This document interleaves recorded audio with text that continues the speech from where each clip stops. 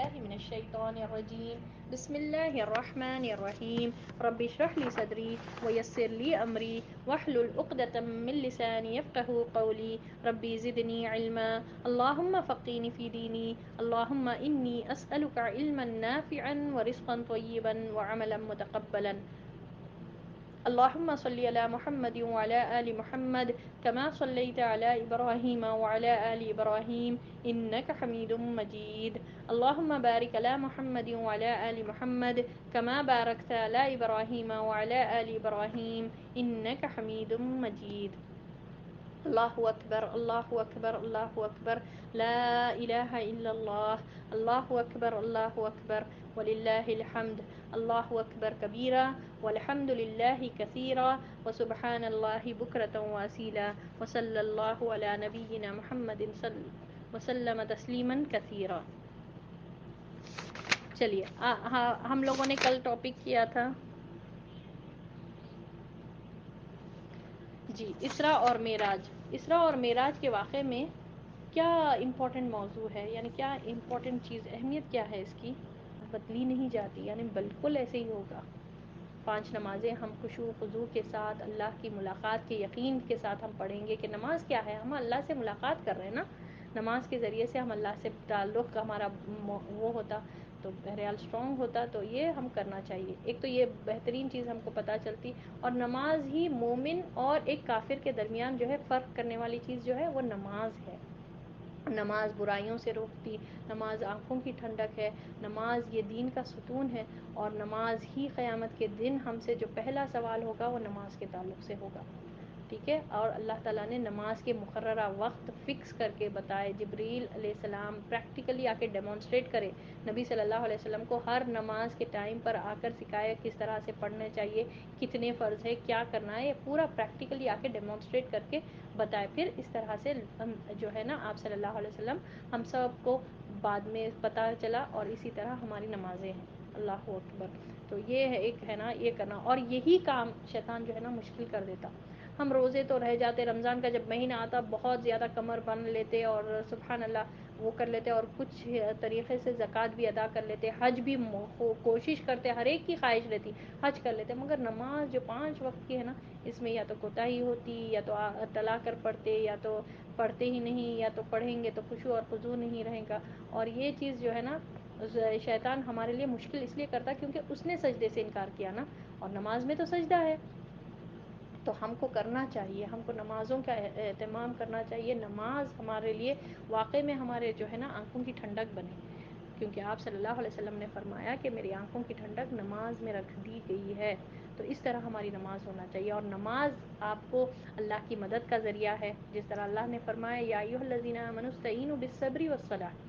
پھر موسیٰ علیہ السلام کے لیے بھی اللہ تعالیٰ نے کیا فرمایا، ہم سورۃ الطٰہٰ میں ہم لوگوں نے پڑھا کہ کس طرح انٹروڈکشن اللہ نے کیا، تو کس طرح نماز کا کہ وَأَقِیمُوا الصَّلَاةَ لِلذِّکْرِ، نماز قائم کرو میرے ریممبرنس کے لیے، میری یاد کے لیے. تو ایسی نماز ہم کو پڑھنی چاہیے، ایسی والی نماز ہماری ہونی چاہیے. اب تو بیسٹ ڈیز ہے، اس نماز کو جتنا ہو سکے بہتر سے بہتر بنائیں اور اچھے سے اچھی طرح ادا کرنے کی کوشش کریں، اور اللہ ہم سے قبول بھی فرما لے، آمین یا رب. تو بہرحال اسراء اور معراج کے وقت میں جو اہم چیز ہم کو ملی وہ نماز کا تحفہ ہے. اس کو ایک تحفے کی طرح ہم کو قبول کرنا چاہیے. اور یہ ہمیشہ یاد رکھیے کہ شیطان جو ہے نا نماز میں ہی مشکل پیدا کرتا. ٹھیک ہے. یہی چیز ہم کو پڑھنے نہیں دیتا تاکہ ہم اللہ کے قربت، اللہ کے قریب نہ ہو سکیں. اللہ کی عبادت نہ کریں گے تو اللہ کی مدد بھی نہیں آئے گی. یہ چیز ہم سے مشکل کرنا چاہتا وہ. تو ہم کو یہی چیز کو بہتر بنانا ہے. اور دوسرا ہم دیکھیں گے کہ کس طرح سے ابوبکر رضی اللہ تعالیٰ عنہ نے تصدیق کی کہ ہاں بالکل آپ صلی اللہ علیہ وسلم یہ کہتے ہیں تو میں اس کی تصدیق برابر کرتا ہوں. حالانکہ اہل مکہ مذاق اڑانے لگے، کوئی تکذیب کرنے لگے، کوئی تالیاں بجانے لگے، کوئی مذاق اڑانے لگے، کوئی سر پہ ہاتھ رکھ کر بیٹھ گئے. اب دیکھو ایک نئی بات لے کر آ گئے کہ یہ راتوں رات جا کر فلسطین جا کر بھی آ چکے. تو سبحان اللہ. پھر آپ صلی اللہ علیہ وسلم نے ان کے حساب سے بہت سے نشانیاں، جو مسجد اقصیٰ کی نشانیاں، حالانکہ آپ صلی اللہ علیہ وسلم کبھی نہیں گئے تھے، ٹھیک ہے، مسجد اقصیٰ کو کبھی وزٹ نہیں کرے، مگر وہی سب اس کے جو اوصاف ہے، جیسی مسجد اس دور میں تھی موجود برابر اسی طرح اس کے اوصاف، اس کے دروازے کتنے ہیں، اس میں کتنی کھڑکیاں ہیں، کتنی جگہ پر ہے، سب بتا دیے. حتیٰ کہ حدیث میں ہے آپ صلی اللہ علیہ وسلم نے فرمایا جب یہ معراج کا ہوا تھا، آپ صلی اللہ علیہ وسلم کو اسراء اور معراج کے لیے جب لے جایا گیا تو راستے میں آپ صلی اللہ علیہ وسلم نے دیکھا کہ موسیٰ علیہ السلام نماز پڑھ رہے ہیں اپنے جہاں پر وہ ہے وہاں پر وہ نماز پڑھ رہے ہیں. تو بہرحال آپ صلی اللہ علیہ وسلم نے دیکھا تھا یہ، ٹھیک ہے. اور آپ صلی اللہ علیہ وسلم یہ واقعہ کیسا پیش آیا ہم کو معلوم ہے کہ کس طرح سے آپ صلی اللہ علیہ وسلم کو جبریل علیہ السلام آئے، پھر براق پر لایا گیا. براق ایسا فاسٹ لائٹننگ سپیڈ ہے اس کی، اتنا لائٹننگ سپیڈ میں ٹریول کرتا یہ جانور. اللہ تعالیٰ نے جبریل علیہ السلام کے ذریعے سے بھیجا پھر، اور جبریل علیہ السلام اور نبی صلی اللہ علیہ وسلم نے سفر جاری کیا. مسجد حرام سے شروع ہوا یہ، ٹھیک ہے. مسجد حرام سے مسجد اقصیٰ تک پہلے اللہ تعالیٰ نے سورۃ الاسراء یعنی سورۃ البنی اسرائیل اور ایک نام ہے اس کی پہلی آیت میں اللہ نے فرمایا کہ اللہ ہی وہ پاک ذات ہے جس نے مسجد حرام سے مسجد اقصیٰ تک کا سفر آپ صلی اللہ علیہ وسلم کو کرایا، ٹھیک ہے نا.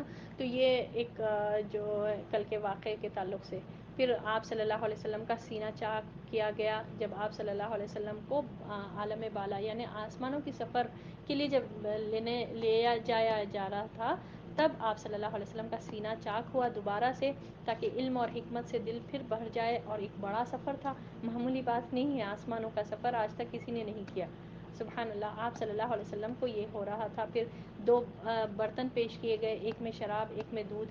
اور دودھ کی اہمیت بھی پتہ چلتی کہ آپ صلی اللہ علیہ وسلم نے دودھ ایکسیپٹ کیا.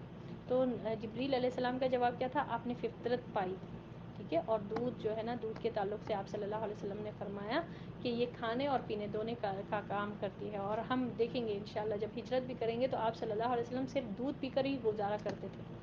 تو دودھ جو ہے نا ایک بہترین چیز اللہ نے عطا فرمائی ہے، اور جنت میں بھی دودھ کی نہریں ہوں گی. سبحان اللہ. دودھ جو ہے نا اس سے پتہ چلتا ہے کہ وہ فطری یہ ہے، ایک امپورٹنٹ شے ہے ہمارے بیچ میں، اس کو بھی پینا چاہیے ہم، ٹھیک ہے. بہرحال اب ہے نا ہم اسراء اور معراج کا یہ واقعہ ہم لوگوں نے کیا تھا. اس کے تعلق سے کسی کو کچھ بات کہنا ہے؟ یہاں تک کلیئر ہے سب کو؟ جو ابراہیم علیہ السلام جو تسبیح بتائے کہ سبحان اللہ، الحمدللہ، اللہ اکبر، لا الہ الا اللہ، اللہ اکبر کہنا، یہ جنت میں پیڑ یعنی درخت لگانے کے برابر ہے، ٹھیک ہے. اپنی امت کو یہ ایک نصیحت بھیجے ابراہیم علیہ السلام. معراج کا واقعہ ان کے سامنے سب ہوا.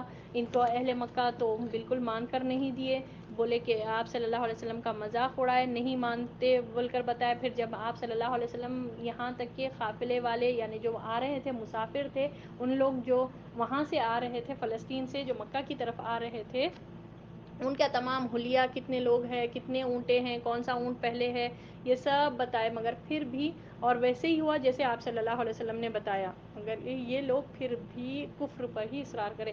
تو میں یہ سوچتی ہوں نا سبحان اللہ، ان کو کیا کیا اللہ نے دکھایا. جیسے موسیٰ علیہ السلام کی وہ فرعون کے ساتھ ہوا نا معاملہ کہ وہ لوگوں کو بتاتے گئے کہ یہ اللہ تعالیٰ ایک کے بعد ایک نشانیاں، مگر یہ لوگ فرعونیاں جیسے غرق ہو گئے. یہ اہل مکہ کے ساتھ قریش کے لوگوں نے بھی اسی طرح کفر پر ہی اصرار کیا. دیکھے بڑے بڑے نشانیاں، شق القمر دیکھے یہ لوگ، چاند کو 2 ٹکڑے، وہ بھی لانگ ڈیوریشن، اس کو نہیں مان کر دیے.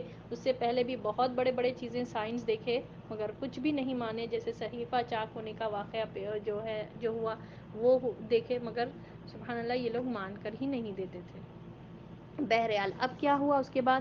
قبائل اور افراد کو اسلام کی دعوت. جب سے اللہ نے رسول اللہ صلی اللہ علیہ وسلم کو کھلا دعوت و تبلیغ کا حکم دیا تھا، آپ صلی اللہ علیہ وسلم کا طریقہ یہ تھا کہ حج کے موسم اور عرب کے بازار کے ایام میں آپ صلی اللہ علیہ وسلم قبائل کے خیموں اور ٹھکانوں پر تشریف لے جاتے اور انہیں اسلام کی دعوت دیتے تھے. یہ آپ صلی اللہ علیہ وسلم کا طریقہ تھا. علانیہ دعوت جب شروع ہو گئی، 3 سال سیکریٹلی دے رہے تھے آپ صلی اللہ علیہ وسلم. 40 سال میں آپ صلی اللہ علیہ وسلم کو نبوت سے سرفراز کیا گیا. 43 ایئرز آپ صلی اللہ علیہ وسلم کی عمر 43 تھی، تب تک سیکریٹلی ہی کر رہے تھے یعنی خفیہ طور پر کر رہے تھے.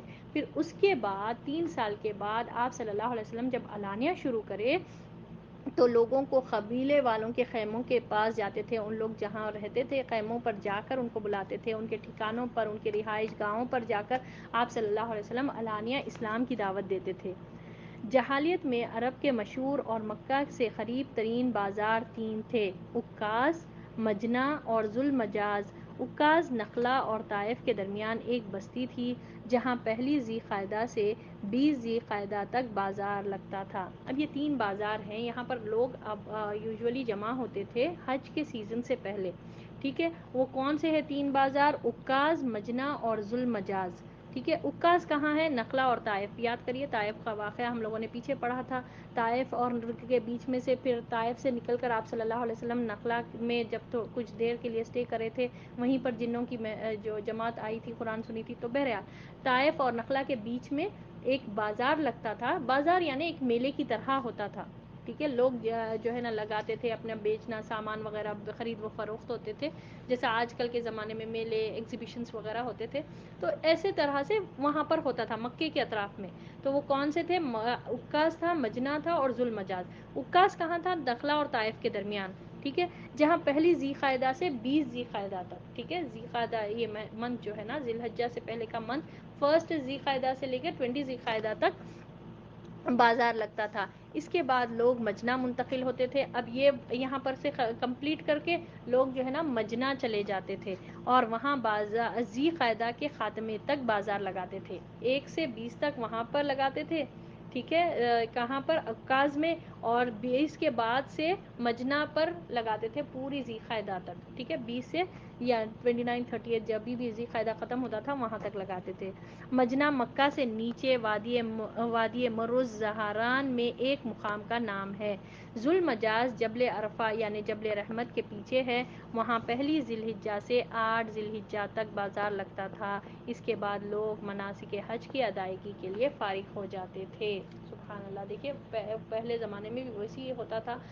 آج بھی ہم دیکھتے ہیں بازاریں لگتے ہیں، تو اس دور میں 3 بازاریں بڑے بڑے لگتے تھے، میلے قسم کے بہت بڑے بڑے لگتے تھے۔ وہ کون سے تھے؟ عکاظ، مجنہ اور ذوالمجاز۔ عکاظ تو وہاں پر طائف اور نخلا کے بیچ میں تھا، اور یہ مجنہ جو تھا وہ مکہ کے نیچے لوور مکہ میں لگتا تھا، ٹھیک ہے۔ اور جو ذوالمجاز ہے یہ عرفہ، جبل عرفہ یعنی جبل رحمت، جو عرفات میں جبل رحمت ہے نا، وہاں پر یہ بازار لگتا تھا۔ اور کب تک لگتا تھا؟ ذوالحجہ کے 1 سے لے کر 8 تک، اور ہم سب کو معلوم ہے 8 ذی الحجہ سے مناسک حج کے دن شروع ہو جاتے، تو وہ حج کے ارکان کے دن نہ رہتے، تو جب تک ہی لگتا تھا 1 سے 8 تک۔ اور یہ اللہ تعالیٰ نے بھی قرآن میں فرمایا ہے کہ آپ اللہ بیچنے کے خاطر یہ کر سکتے ہیں، اللہ کے فضل تلاش کرنا چاہ رہے ہیں تو کر سکتے ہیں، ان ذو الحجہ کے دن میں کوئی گناہ نہیں ہوگا۔ لیس علیکم جناح ان تبتغوا فضلا من ربکم، یہ آیت ہے نا، سورۃ البقرہ کی آیت ہے۔ تو بہرحال یہ کوئی گناہ نہیں ہے ان لوگوں پر جو خرید و فروخت کی نیت سے وہ لے کر آتے ہیں، جو بیچ لیتے ہیں، جو اپنے آزاد راہ کی اہتمام کرتے، کیونکہ اتنے دن رہنا رہتا بہت سے لوگ، جب اس دور میں تو بہت مشکل سے ہوتا تھا نا، شوال سے شروع ہو جاتا تھا مہینے، شوال، ذی القعدہ، ذی الحجہ، آج بھی یہی 3 مہینے ہیں حج کے مہینے، ٹھیک ہے، شوال، ذی القعدہ اور ذی الحجہ۔ تو بہرحال اب یہ لوگ 8 ذی الحجہ تک ہی لگاتے تھے، اور آپ صلی اللہ علیہ وسلم انہی 3 بازاروں میں جا کر لوگوں کو بولتے تھے، اسلام کی دعوت دیتے تھے۔ جن قبائل کو رسول اللہ صلی اللہ علیہ وسلم نے اسلام کی دعوت دی،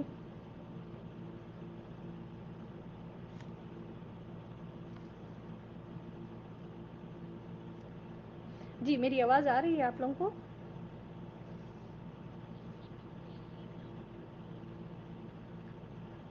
جی ٹھیک ہے۔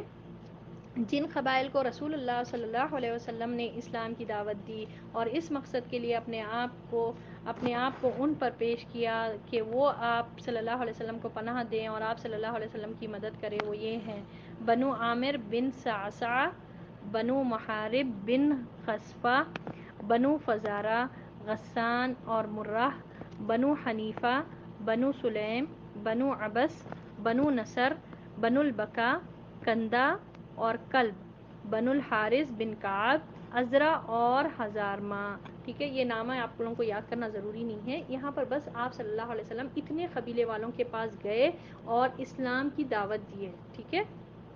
یہ آپ صلی اللہ علیہ وسلم جب علانیہ تبلیغ کرنے لگے تو یہ ان لوگوں کو بھی، مکے کے علاوہ ان لوگوں کو بھی، یہ قبیلے والوں کو بھی دعوت دیے۔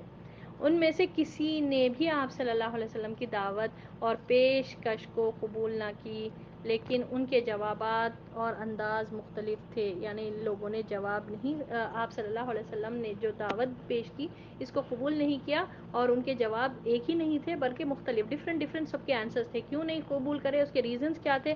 کسی نے بہترین جواب دیا، کسی نے آپ صلی اللہ علیہ وسلم کے بعد اپنے لیے سرداری کی شرط لگائی، کسی نے کہا آپ صلی اللہ علیہ وسلم کا خاندان اور قبیلہ آپ صلی اللہ علیہ وسلم کو بہتر جانتا ہے کہ اس نے آپ صلی اللہ علیہ وسلم کی پیروی نہیں کی، کسی نے برا جواب دیا، اور ان میں سب سے برا مسلمہ کذاب کے گروہ بنو حنیفہ کا تھا۔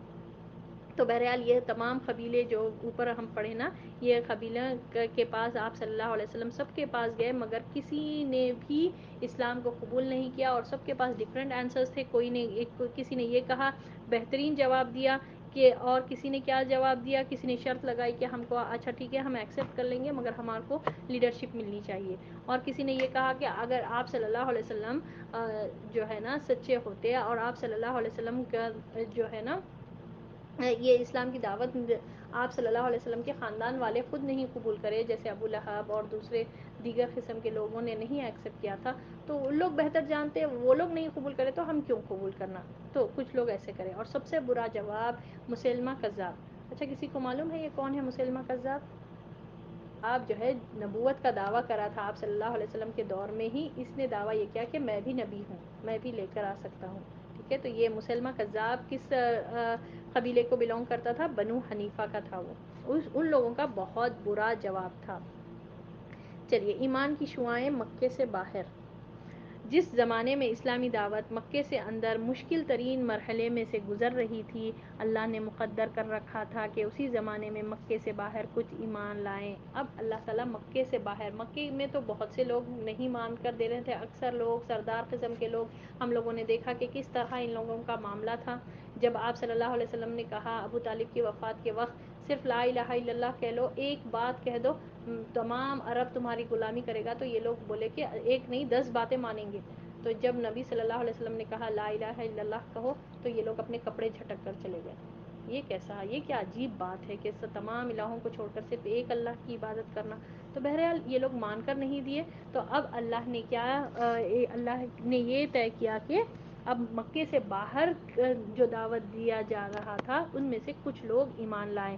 یوں ان کی حیثیت امید کی چنگاری کی تھی جو مایوسی کی تاریکیوں میں چمکی۔ ان میں سے بعض کے نام یہ ہے۔ کیا وجہ کہ اب یہ لوگ مکے والے قبول نہیں کر رہے، مکے میں سے کچھ، مکے کے باہر سے کچھ لوگوں نے ایکسیپٹ کیا، جس کی وجہ سے اب اسلام باہر کی طرف پھیلا۔ اب یہاں سے ہم دیکھیں گے اللہ تعالیٰ کی طرف سے ایک حکمت یہ ہو رہی تھی کہ اب یہاں مکے چھوڑنے کی، ہجرت کی پلاننگ پریپریشن ہو رہی ہے، ٹھیک ہے؟ اب جو فرسٹ جو ہوا تھا وہ کون ہے؟ سوید بن صامت رضی اللہ تعالیٰ عنہ۔